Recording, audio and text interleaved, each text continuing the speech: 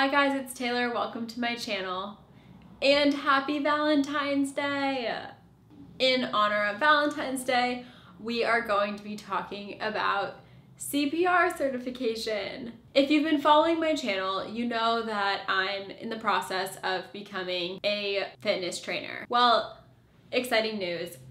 I've passed one of my certifications, so I'm officially a fitness trainer. I'm still in the process of getting my certifications in line, getting insurance, building up my business, all that stuff. So we're still in the process of it. I want to talk about the CPR certification. NASM required CPR certification before you can even take the exam. I didn't go through any type of CPR training when I was in school. I know some people had to go through it in high school. I didn't have that. So the idea of having to do CPR honestly was just something that was really intimidating for me. So there's a few options on how you can take your CPR certification. You can do it online, you can do online, and then you have like an in-person hands-on test. And then there's another option, which is, I think it's like 3 to 4 hour class, and you take an exam at the end of it. You have a variety of options. Now, for a lot of the fitness certs, they require it to be in person. You are able to do some of the learning parts online before, but then the exam and practical have to be in person. I chose to do the learning online and the in-person practical exam. I first want to say that if this is new to you and you have never had any experience with CPR, I highly recommend not doing it that way. I highly, highly recommend just biting the bullet and going to the class. I know it's long, but I don't necessarily feel like I was prepared going into the in-person practical part. Honestly, when I signed up, I thought that I was going to be going in to actually physically learn on the dummies themselves, but that's not what it is. You really walk in and they quiz you on the information that you had read online, and then they quiz you on a scenario where you're using the dummies. I've never used these practice dummies before. How hard do you need to press on their chest? How hard do you need to blow into their mouth to make their chest rise? Because the dummies' chests actually rise. Anyway, if you've gone through any type of CPR course before and you are comfortable with using these dummies, then you probably think that's so silly and of course, do the online part, go in, whatever. Now that I've done it, if I had to go back, I wouldn't be as intimidated. But the idea of just not knowing how these practice dummies are going to react to the pressure that you are using and you have someone testing you, it can be a lot. I just highly recommend take the class, go through the process, hear what the teacher is saying, learn all the things you need to know, get comfortable with the practice dummies. It's an important certification. You could save someone's life once you have this. So it really is important to know what you're doing and also having a teacher there in case you do have any questions. So I'm just gonna walk you through what to expect, basically, because part of the reason that I was so stressed out about this was I just didn't know what to expect. If you choose to do the online learning and the in-person practical, everywhere probably does it slightly different.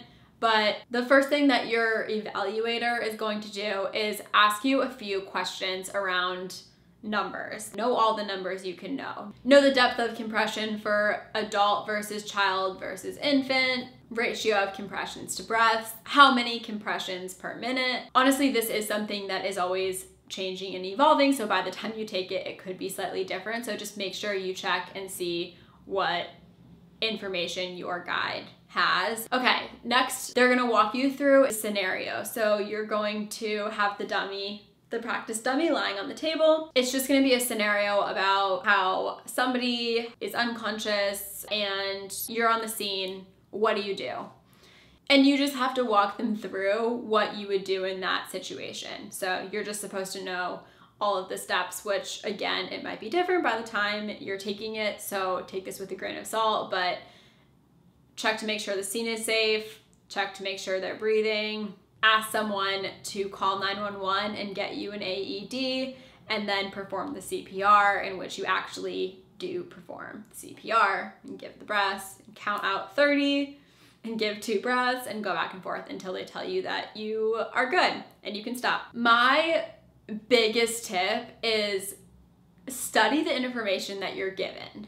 I kind of went online and tried to get comfortable with the whole CPR thing because it was so new to me. And in one of them, they were supposed to check the pulse of the person that was unconscious. That was something that kind of tripped me up in the practical. Like, I wasn't sure if I was supposed to check for the person's pulse. You're not supposed to check for their pulse at this time. It's not part of the process. So, biggest tip is study the material that you are given, because even when I was leaving, the woman said, this is a process that is always changing and updating.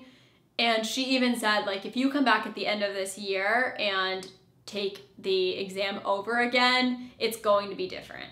And that isn't that crazy. I mean, a lot of things in the health and fitness world are ever changing, and we're always finding better processes and procedures to do things. So, or the second thing that kind of tripped me up a bit is I actually spoke to someone at NASM about the CPR certification, and I asked, like, is there a specific one we're supposed to get? The representative told me that we only needed to know for adults, but when I got there and I had informed my evaluator that I only needed to know the part for adults for my job, she had said that that didn't matter because the certification was kind of an umbrella for adults, children, and infants, and there's no way to just be like, you can just do the adults portion.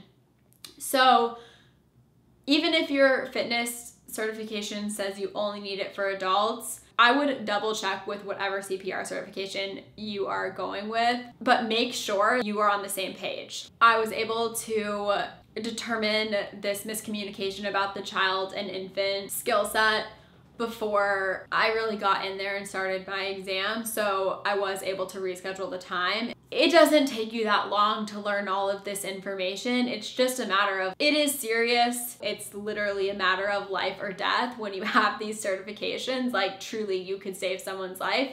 To sum up everything, if this is your first experience with CPR, I highly recommend to just take the class. Honestly, it's important. You'll learn everything that you need to know, and it'll be fresh in your mind, and you can just take the exam and feel confident.